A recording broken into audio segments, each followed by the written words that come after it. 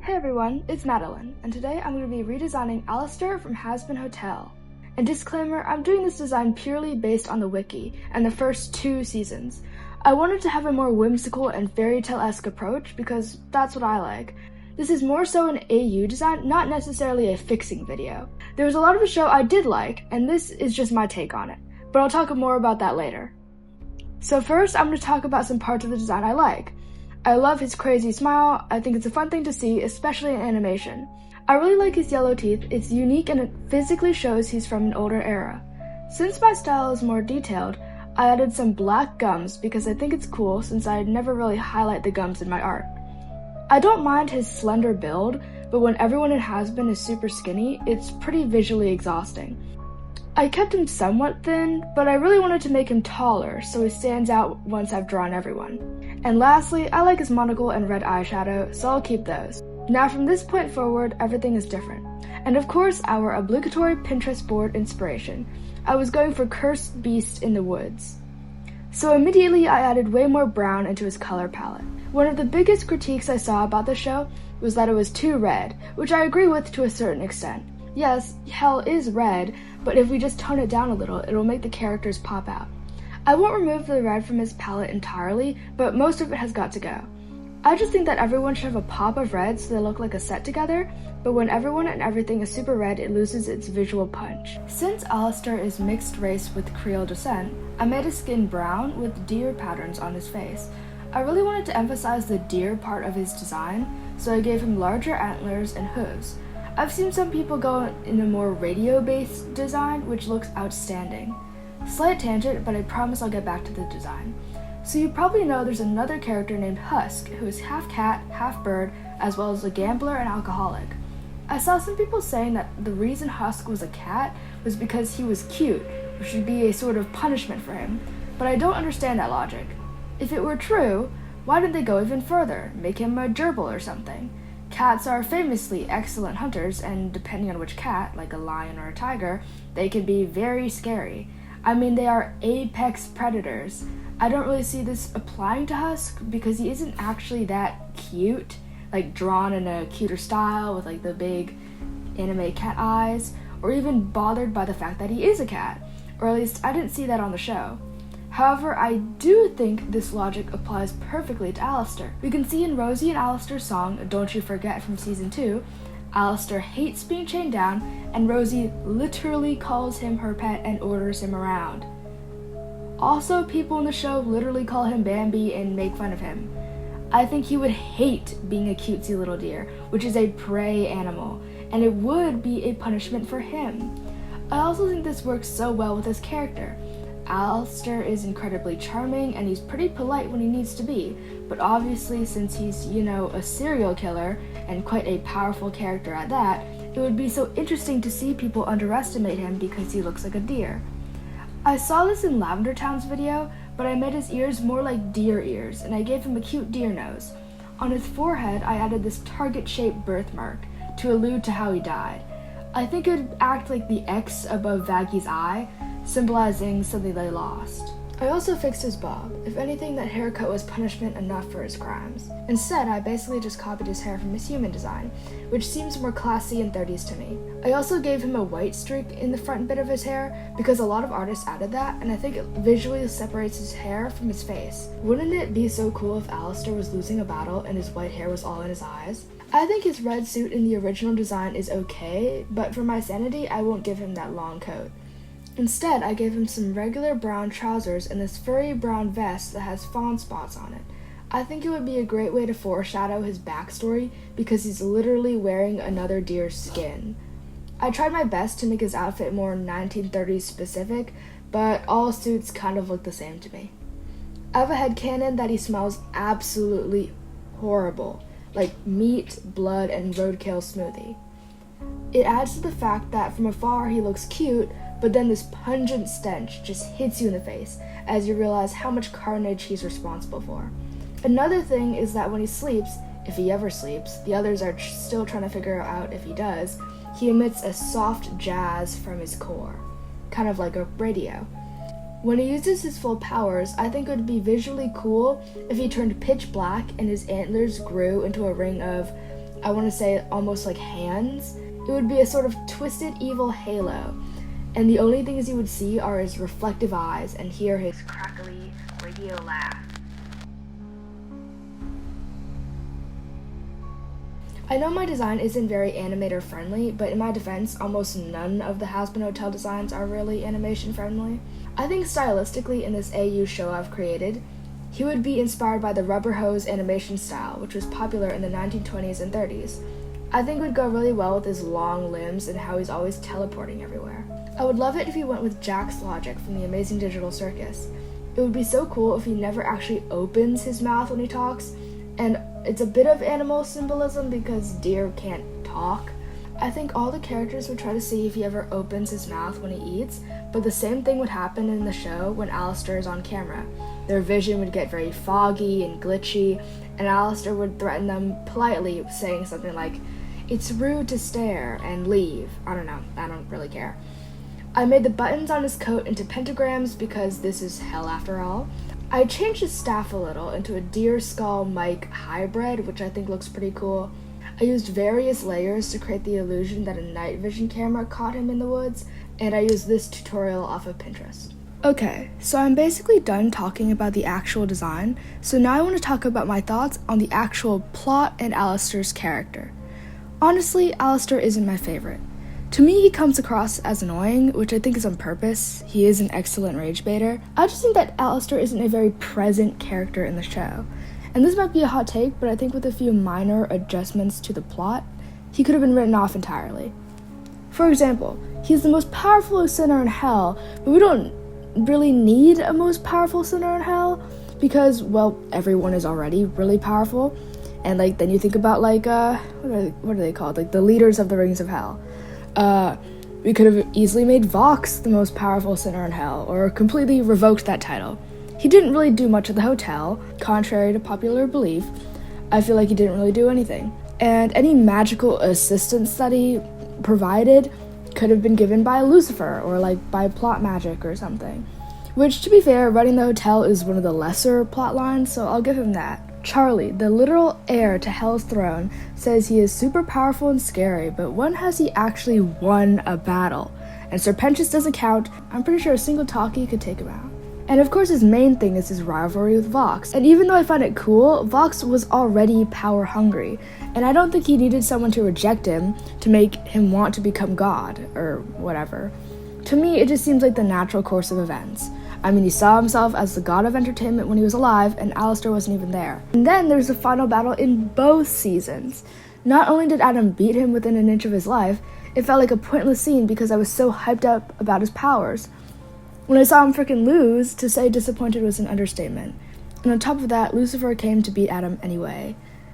And then his last battle with Vox. It was cool, but I think the highlight was mostly Shockwave, I love him, and Vox's demon form. And on top of that, Emily had to come and save him from the giant laser beam. Come on. Adam I can maybe understand because he's an angel, but Vox? He's a demon, and no matter how powerful he is, Alastor should have beat him. And at the end of Stayed Gone, sure, Vox was roasted into oblivion, but in the end, Alastor's working at a weird hotel, and Vox is the CEO of a big company, an overlord, and he actually has followers, while Alastor is stuck under a contract. His deal with Charlie was cool, but I don't know if I just am dumb, but I don't get it. Why does Charlie saying it make it suddenly true, which causes a loophole? Or was it that Vox would have just touched her shoulders because she said that, which also makes no sense? I don't know. My personal rule of thumb for stories is that they should leave the audience asking questions, but you should actually provide answers. New seasons should answer questions from the old seasons and add new ones. I know by the end we'll hopefully understand Alastor a little more, but right now he just seems very one-dimensional. He just leaves me asking why. Why does he want to be the most powerful sinner? What will he do when he gets there? And I would say his whole deal with Rosie is cool, but we don't freaking know what his deal is. Why does Rosie care about the hotel anyway? And why can't she just do it herself? Why did he reject Vox? Why does he even care about this? What does he care about? Does he even like Charlie and the others? What's the best outcome for him? Most powerful sinner, then what? Take over heaven? The earth? Will he continue to work alongside the others, or will he backstab them? Speaking of the most powerful sinner, why isn't Rosie the most powerful? Does she just have all this power to give away? Like, his whole backstory scene can basically be summed up in 17-ish words. Hot, question mark, I don't know. Radio host, kills people, and makes a deal with Demon Lady for power and gets shot. Do we know why he kills? Not really. I think it was like he kills people who disrespect him, which I think is supposed to show like 1930s racism, but I feel like what sets him apart from everybody else. And sure, power for power's sake is a motivation, but not really an interesting one, especially not for someone as complicated as Alastor. He's literally supposed to be like the morally gray character in this show, I think. So, give me a little something. Basically, I wish he could meaningfully interact with more of the cast.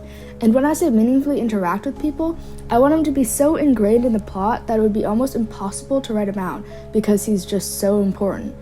Can we please get one, actual emotion out of this guy? I feel like, ironically, he feels like a robot. As a supposedly important member of the hotel, he should talk to them more, try to trick them, ask them questions, I don't know, something. He barely is with them anyway. He did, in a story of intertwining narratives and perspectives, he always, to me, was the odd one out. He doesn't really have any actual relationship of any sort with anybody. His one-sided enemy thing with Vox is almost not even compelling, because it's Vox doing everything and Alastor doing nothing. They were like, here's Alastor, he's a cool, overpowered character. And I was like, okay, except the whole time he wasn't cool or overpowered. Let me put it this way. Yes, we know Alastor killed a bunch of overlords, but do you know who else can kill overlords? Exorcists. And you know who couldn't beat an exorcist? Alastor. But you know who could beat an exorcist? Everybody else in the finale of season 1. Angel did it with freaking machine guns, and Nifty technically did it with a needle. In my version of the show, Alastor calls upon Rosie using his summoning circle, and though Rosie is intrigued by his offer, she declines. Because realistically, Hell has some of the worst people in history, and when I googled it, Alastor's kill count is 30, which is bad. Do not get me wrong, 30 is a lot of people. But is it comparatively bad? I don't think so. I think she would politely tell him that's not how this works, but he does have potential, and if he can prove himself to be worthy, she will grant him power. So Alastor dies the next day and gets tossed into Hell as a much meeker version of his current self. But he won't give up, of course. Somehow, someway, in much, much worse circumstances, Alastor crawls his way up from the sides of this hell pit. He actually kills an overlord on his own, no powers attached. I think he would use his mind and trick the overlord into accepting a deal by twisting his words, sort of like what he did with Vox. Personally, I think this version lets the viewers see Alastor's bloodlust and determination, even after being sentenced to eternal damnation. I also like this more because I didn't like how he basically cheated his way to the top. Now all of Hell is buzzing over this overlord's death, and Rosie is finally ready to lend him some genuine power. And here's where I have to bring up something about the show. Obviously, this will hopefully make sense when we know more about what Alastor's deal is, but when Rosie made the deal with him, that was before the hotel was even a thing. Because Alastor went off the air for 7 years, that means he was in hell for at least longer than that, and the exorcists only started killing in the past 7 years, and the hotel was more recent because the deaths were too staggering. So does Rosie see into the future? Did she know about the hotel when she made the deal? Lastly, I want to talk about a feature that I'm adding in my AU version of the show. So in the show, the main plot point is that sinners make deals, or one of the main plot points is that sinners make deals with each other, and in some cases, a demon can give up their soul in exchange for power or favors, or, signing a contract. As we know, Alastor is under the control of Rosie, and Husk and Nifty are under the control of Alastor. In the show, besides them talking about it, it's hard to see who is under control or not. There are some visual clues, like chains, ropes, strings, that are conjured up by magic, usually in musical numbers. However, these only show up part of the time, and I think that's more of a benefit to the audience so we can get these cool scenes.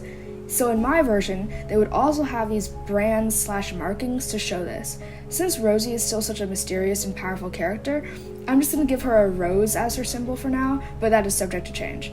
Which, by the way, did you know when she makes a deal with Alastor, there's literally a rose in her magic? Since Rosie and Alastor seem like friends, I think she would put her mark somewhere respectful, like maybe on his shoulder, so he can cover it up if he wants to. However, someone like Valentino might put a symbol, cough cough, spoilers for the angel dust redesign, somewhere more obnoxious, like the collarbones, lower back, or even the pelvic area or the neck. I think it could serve as a more permanent reminder of the deals and could add a level of symbolism to each character. Like if Rosie was going to become a more important character, which I'm very sure she will, they could start putting more roses and expose the mark more to foreshadow it, like maybe his sleeve is ripped off, or I don't know, something. So that's the finished work. I hope you like it. I suspect the original Alastor would not like my design, and if you prefer the old one, there's no hurt feelings here.